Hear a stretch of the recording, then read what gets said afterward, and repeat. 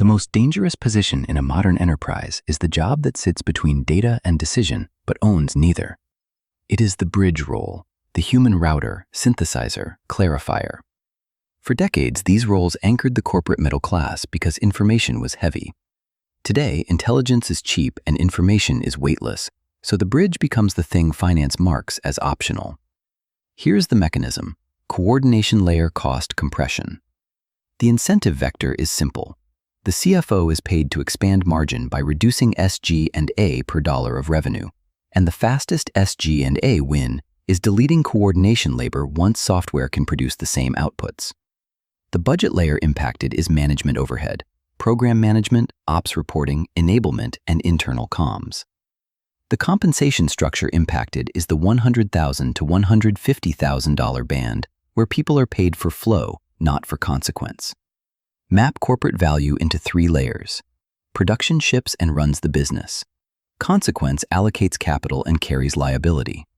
In between sits coordination, status synthesis, alignment, and translation between functions. When information is heavy, you hire humans to carry it. Models and workflow agents attack coordination because it is structured language production. The job is to take messy inputs and compress them into standardized outputs: updates, plans, risk logs, executive summaries. That mapping is what models do well. When the cost of synthesis collapses, the firm stops paying a premium for the human who performs it. But coordination is not only moving information. A large portion is human friction, cajoling, escalation signaling, and social enforcement. A project manager doesn't just update a log. They use social capital to pressure a team that is slipping. An automated nudge rarely carries the same weight as a colleague who can escalate and negotiate.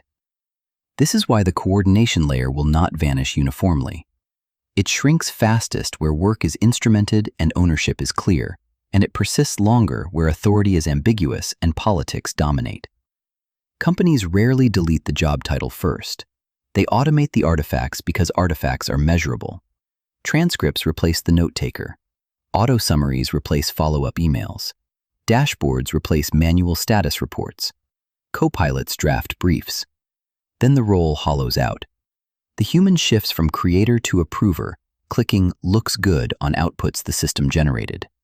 Supervising a system is temporary because systems learn to supervise themselves. The capital logic is what makes this durable. Leaders are rewarded for span of control expansion and headcount efficiency. If one director can oversee twice the scope because an agent produces coordination outputs, the org flattens. Flattening is sold as agility, but the driver is cost per decision.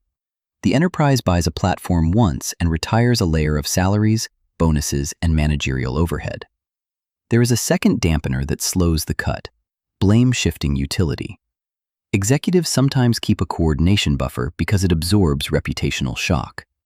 If a program fails, process breakdown protects the consequence layer from the production layer's anger. In growth cycles, that insurance can be worth the spend. In compression cycles, the premium gets questioned. Margin pressure turns buffers into targets. This creates the disappearing middle.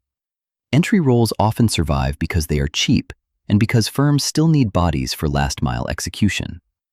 Executive roles survive because they carry strategic accountability. But the mid-seniority professional paid to run the process is an inefficiency on a spreadsheet. The firm will not tell you you're optional. It will say simplification, delayering, or reducing duplication. That language is the cover story for coordination removal. Comp doesn't just disappear, it compresses before it cuts. First, the promotion funnel narrows because fewer managers are needed. Then the same scope is repriced downward. The role becomes a lower band with a wider span. Bonus pools shift toward builders and closers and away from translators and trackers. The common misread is thinking this is mainly about productivity. People say, AI makes me faster, so I'm safer. That is backwards for coordination roles. If your value is speed at producing compressible artifacts, you are proving the artifact is automatable and training the template. The real question is not whether you can produce an update in 10 minutes. The question is whether anyone would pay for you if the update was free. Who survives? The people who move from coordination to consequence. Consequence roles have skin in the game. If a model is wrong and you must face a board, customer, or auditor and own the outcome, you are not optional. If you negotiate where variables are ego, politics, and hidden incentives, you are not optional. If you make trade-offs under uncertainty, security posture, pricing, vendor selection, you are in the consequence layer. AI can simulate logic, but it cannot absorb liability or reputational risk. The enterprise pays for downside absorption. It discounts coordination when that downside can be quantified and transferred to software, but it protects financial accountability aggressively. Consequence is defined by exposure. Something breaks, and your name is attached to the break. In coordination, failure is procedural. In consequence, failure is financial. This is why ownership density becomes the dividing line. If your calendar is filled with alignment calls, but you do not sign the document that allocates capital, you are in the compression zone. If you influence but do not authorize, you are in the compression zone. If you summarize but do not decide, you are in the compression zone. Here is the exposure map. High exposure. Roles built on reporting cadence, memo synthesis, internal translation, and chasing updates. Medium exposure is the most deceptive category. These are the roles that craft narratives, frameworks, or strategy decks, but stop short of committing the organization to measurable outcomes. This is the danger zone for the strategic partner class. If your work is to take a vision and turn it into a slide deck, you are one software update away from redundancy. Lower exposure. Roles with signing authority, external negotiation, regulated accountability, or direct ownership of a measurable P&L outcome. There is also a timing asymmetry to watch for. Compression does not always arrive as layoffs first. It arrives as stagnation. Raises flatten. Titles freeze. Scope expands without compensation expansion. The signal is subtle. You are doing more coordination across a wider surface area, but fewer decisions are actually being routed through you. That is the midpoint before structural removal.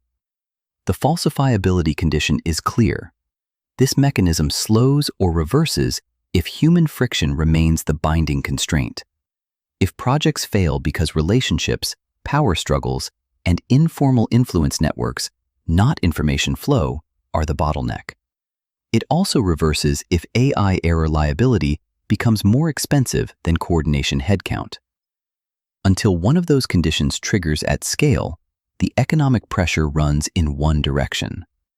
The quiet strategist move is not learn more tools. Tools accelerate compression. The move is to reposition your job so your output is not a document, but an owned decision. Use the time AI gives you to step into avoided accountability. Attach yourself to budget lines. Volunteer for vendor selection. Own a metric that appears in quarterly reporting. Accept visible downside. When you are the person whose name is on the variance explanation, you exit the coordination layer. In the age of cheap intelligence, providing clarity is a software feature. Providing accountability is the human premium.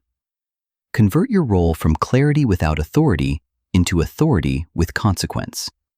If you are not owning the outcome, you are managing the process, and the process is actively looking for a manager that doesn't require salary, bonus, or benefits.